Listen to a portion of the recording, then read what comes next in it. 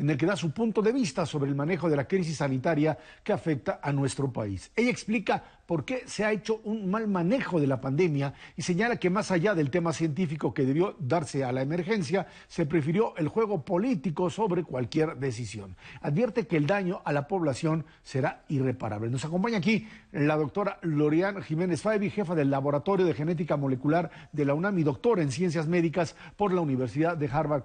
Lorian, ¿qué tal? ¿Cómo estás? Muy buenas noches.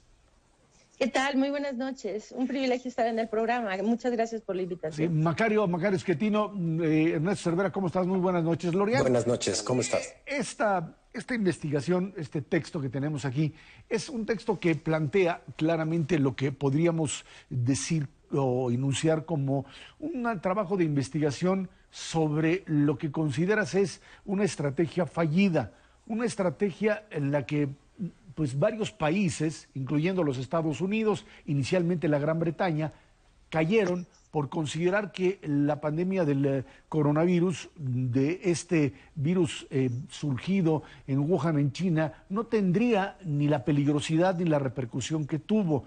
¿Qué es o cuál sería el denominador común de aquellos países que no tuvieron la capacidad de enfrentarlo y que siguieron en esta tónica o en este manejo inadecuado porque pues, se aferraron a una visión inicial que fue la de muchos por desconocimiento y que la mantienen, Lorian? Sí, bueno, creo que aquí lo más lamentable es eso.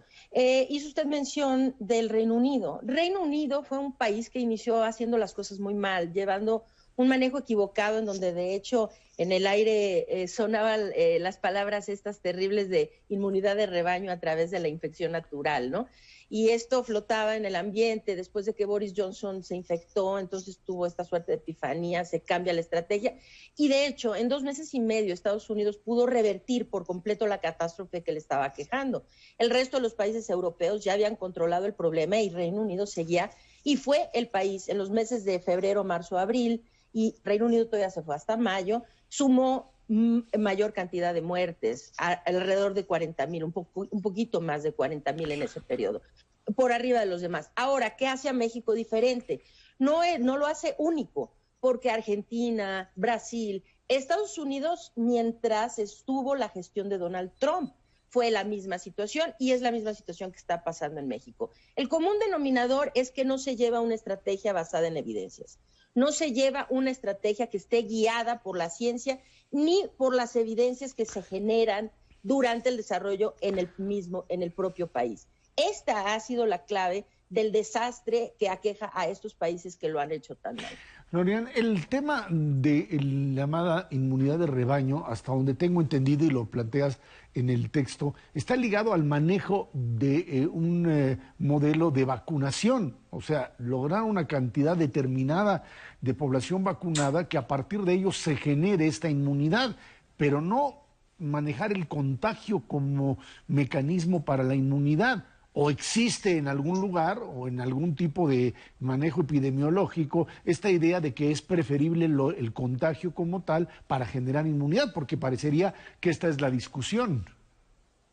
No, es una discusión sin sentido, es una discusión que de origen no tiene un fundamento científico. El concepto inmunidad de rebaño, que la terminología correcta es inmunidad comunitaria, proviene de unas estimaciones o cálculos que se hacen para estimar la proporción de una población que requiere ser vacunada para conferirle protección al resto. Es decir, no se requiere que el 100% de las personas estén vacunadas para que toda la comunidad tenga protección. Este cálculo se hace para saber contra sarampión, ¿qué porcentaje de mi población requiero vacunar para que toda la comunidad esté protegida de sarampión? Contra polio, contra X, ¿no? Esto depende, el cálculo depende de la contagiosidad del patógeno del que se trate, queriendo decir que a mayor contagiosidad se requiere una proporción mayor de la población vacunada. Aquellas enfermedades que tienen patógenos con baja contagiosidad requieren una menor proporción de la población vacunada. Ahora, nunca el concepto de inmunidad de rebaño o inmunidad comunitaria se ha referido a dejar intencionalmente a la gente infectar.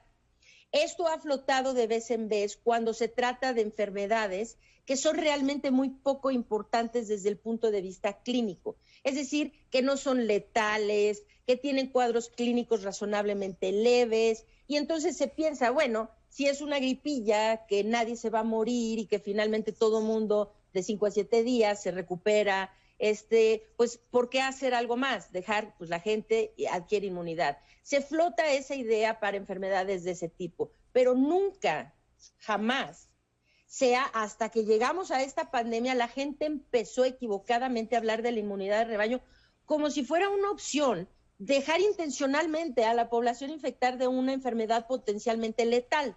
Esto, pues, por ningún lado es una opción cuando se calcula que tantos cientos de miles o millones de personas morirían. Sería tan absurdo como ¿por qué de la viruela o de la polio no se dijo nunca? Pues dejemos a la gente que se enferme de viruela, a ver quiénes se quedan inmunes. O que adquieran polio, por ejemplo, y a ver cuántos quedan inmunes. Es tan absurdo como eso, porque la gente se muere de polio, se muere de viruela y se muere de COVID-19. Entonces, esta no es una estrategia epidemiológica, es un absurdo, es un sinsentido, vaya. Macario. Sí, doctora, primero felicitarla por este libro, es extraordinariamente oportuno. El título es también, me parece muy acertado, porque este es efectivamente un daño irreparable. En el análisis que usted va realizando, que va describiendo cronológicamente lo que ocurre durante los primeros meses e incluso hacia el final del año pasado, a mí me da la impresión, y la impresión que yo ya tenía desde antes, pero usted me confirma, que en cierta medida el doctor López-Gatell parecería haber estado jugando con esta idea de inmunidad comunitaria o de rebaño vía contagio. Es decir, no sé si no tenían dinero para comprar pruebas o no querían arriesgarse a que no pudieran tener hospitales suficientes, pero su preocupación parecía simplemente que en México no se repitieran las escenas que vimos de Italia y España durante marzo, cuando se saturaron los hospitales, y bueno, pues la solución fue váyanse a morir a su casa y no vamos a hacer pruebas y así no sabemos cuántos casos hay y nadie se espanta. Y el resultado fue que perdimos por completo el control de esta enfermedad y no hubo manera de recuperarlo, no lo hay al día de hoy. En su libro no habla todavía del problema de la vacunación, el libro salió antes de que empezara el tema de la vacunación, pero creo que estamos repitiendo exactamente los mismos errores en este momento de los que teníamos en aquella ocasión. ¿Usted lo percibe parecido? Lo percibo exactamente así. Se están repitiendo los errores, no solo en términos de la vacunación. Ahora viene otra etapa de la pandemia que es muy complicada. Llegamos aquí por culpa de países como México, que es esta propagación, el advenimiento de estas variantes nuevas del virus, que tienen mutaciones que vuelven más problemática la enfermedad. Hasta ahorita se sabe que son más contagiosas. Algunas ya se sabe que están escapando tanto a la inmunidad natural como a la inmunidad que confieren algunas de las vacunas. Se tiene algún indicio de que también podrían llegar a ser más virulentas o más agresivas en la enfermedad que causan. Entonces, esto es un problema muy grave. ¿Y por qué ocurrió? Ocurrió por la irresponsabilidad y negligencia de países como Estados Unidos, Brasil, Argentina, México. España también no canta mal las rancheras, como decimos, ¿verdad? En ese rubro. Entonces, lo que pasa es que estos virus tienden a mutar conforme se les da la oportunidad de reproducirse. Ahora les hemos dado un banquete, es decir, una cantidad ilimitada de seres humanos en donde seguirse reproduciendo. Y estas mutaciones que de haber contenido la dispersión de los contagios hubieran tarde o temprano comenzado a aparecer posiblemente, pero si hubiera llevado años, 5 años, 10 años, 15 años, que empezáramos a ver algunas mutaciones del virus, porque la reproducción finalmente es lenta y ahí se va. Ahora, ¿por qué? Se empiezan a describir, ahorita hay más de 8 descritas que posiblemente son problemáticas. Y entonces, ¿por qué en este ritmo tan acelerado y ahora ya no son mutaciones aleatorias? Se ve que el virus está adquiriendo como un fenómeno evolutivo, en donde no queda otra más que va a ir peor, la situación va a ir peor, ¿no? Entonces, estamos repitiendo los mismos errores del principio, tanto en la vacunación. La vacunación pudo haber sido una oportunidad realmente sagrada, ¿verdad?, para un poquito tratar de resarcir lo mal que se hizo antes. Decir, bueno, vamos a seguir en la necedad de no hacer contención epidemiológica mediante la ampliación de pruebas, rastreo de contactos, como se tiene que hacer para hacer una contención epidemiológica real. Vamos a seguir en eso, pero a cambio de esto vamos a hacer un plan de vacunación súper efectivo, vacunar al mayor número de personas en el menor tiempo posible, y esto hubiera salvado el día. Por lo menos, claro, el libro lleva el título Un daño irreparable por una sencilla razón. No es que ahorita no tenga solución, tiene solución, hay reparación. No hay reparación, es decir, hay solución, hay manera de mejorar el problema hacia adelante. No hay reparación de lo que vino atrás, porque la gente que se murió, no hay manera de resucitarla, ¿verdad? Entonces, es honor a la gente que se murió y a las familias que perdieron seres queridos, ¿no? Por eso lo de irreparable, para no perderlos a ellos de vista. El libro tiene la intención de tener una voz que permita un cambio, es decir, alzar la voz para que venga un cambio. Pero independientemente de que el cambio venga o no, para esas personas el daño ya es irreparable. Entonces quise hacerlo de esa manera. Pero a ver, sí, estamos cometiendo los mismos errores y es realmente trágico. Creo que otra vez se minimiza la magnitud del problema. Se minimizó desde el principio. No, esto no es más que una influenza, no pasa nada, no sean exagerados. Recuerdo aquellas pláticas de, por Dios, ¿cómo vamos a cerrar el Vive Latino? Apenas tenemos 23 contagios. Cuando se ve uno esos videos, de verdad dan ganas, no sé si de llorar o vomitar, porque ahora, con millones de contagios en la comunidad, con lo que se estima que podrían ser más de 400,000 muertos en México por COVID-19, ¿cómo regresar a ese tiempo y decir, 2 decisiones distintas en ese momento nos hubieran salvado de todo esto? Ahora, otra vez se minimiza. ¿Por qué México no tiene un programa para detectar estas variantes en la comunidad? Todos los países lo están haciendo ya. Se necesita hacer una estrategia de vigilancia. ¿Dónde están? ¿Qué tan prevalentes son? ¿Cuáles son? ¿Tenemos una variante mexicana? ¿Tenemos varias? ¿O cuál es la que está aquí? ¿La africana? ¿La de Reino Unido? ¿La brasileña? Es decir, necesitamos estar al pendiente de esto que está pasando porque son estas variantes del virus las que van a escribir el segundo capítulo de la pandemia. Y pinta mucho peor que el primero. Ahora, con la vacunación, la misma situación. Pudiendo haber hecho las cosas, es decir, ¿por qué repetir los mismos errores? A veces es muy, muy difícil de entender. Decimos, pues es por cuestiones políticas, sí, pero a mí me cuesta mucho trabajo entender por qué políticamente un político puede pensar que dejar morir a cerca de 500,000 de personas puede causarle un beneficio político. Es decir, me cuesta muchísimo trabajo. Así es, otra lógica distinta. Ernesto Cervera.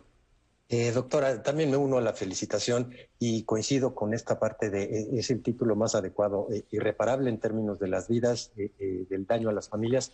Hay otras cosas que también son irreparables, doctora, y las secuelas van a durar por muchísimo tiempo en términos de violencia familiar, en términos de una caída brutal de la actividad económica, en términos de la deserción escolar, que va a ser fatal para las generaciones de los muchachos que, estando en quinto, sexto de prepa, llevan prácticamente más de un año sin asistir a clases y ya están insertos en el mercado laboral y ya no van a regresar a estudiar. Cosas que van a dañar muchísimo a nuestra sociedad. ¿Va a escribir otro libro con otro tipo de daños irreparables para nuestro país? No lo sé, tal vez sí. La verdad, nunca tuve la intención de escribir el primero. O sea, yo simplemente estaba siguiendo la pandemia, documentándolo, ¿no? Y fue la editorial que se acercó a mí para decir, pues todo esto que está poniendo en escritos aquí y allá y en redes sociales, ¿por qué no se escribe un libro? Acepté. Ahora el libro, pues afortunadamente ha tenido buenísima recepción, es decir que entiendo que ya ha habido varias reimpresiones y que se ha estado vendiendo muy bien, entonces lo estoy pensando, creo que sí vale la pena, más allá de todo lo demás es pasajero. Lo que creo que es necesario es que quede un testimonio escrito de lo que aquí ocurrió. ¿Por qué murió tanta gente? Porque esto es un hito en la historia de México. Aunque la gente que está ahorita en el poder no lo está entendiendo como tal, piensan que puede ser otro evento transitorio, ¿no? Pues sí, ya vino otro político a decirnos cosas que no eran ciertas, a mentir, a manipularnos. O sea, estamos muy acostumbrados a esto, ¿no? Pero no se han dado cuenta que esto es distinto. Esto va a marcar un hito. Porque lo que usted acaba de decir, estoy absolutamente de acuerdo. En las repercusiones sociales, económicas, sanitarias, desde luego. Nadie está hablando de las personas que han quedado con síntomas prolongados de COVID-19 en la sociedad. Estos son temas sanitarios, económicos y políticos, sociales, que van a perdurar por décadas después de que el virus o la pandemia haya terminado. Creo que es muy importante, tal vez hay que escribir un libro sobre eso, sin duda. Bueno, pues ahí está, doctora Lorian Jiménez Faibi, jefa del Laboratorio de Genética Molecular de la UNAM, doctora en Ciencias Médicas por la Universidad de Harvard y autora del libro Un daño irreparable. Muchísimas gracias por haber estado aquí con nosotros. Sin duda, un trabajo excepcional en un momento dramático para nuestro país. Muchísimas gracias. Vámonos a una pausa. Esto es Dinero y Poder.